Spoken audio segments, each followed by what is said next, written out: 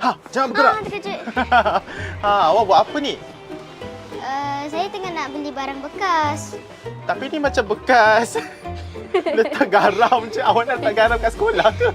Tak, nak buat slime. Awak nak buat slide. Oh, nak buat slide.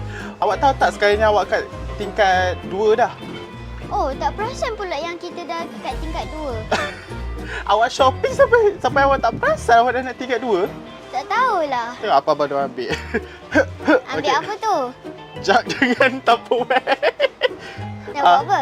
Abang nak ada kenduri sekejap lagi.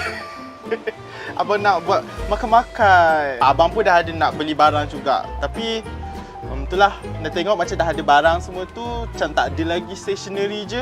Abang nak tengok awak ambil ke tak stationery tu, betul tak? Betul. Okay, so nanti abang tak nak kacau awak.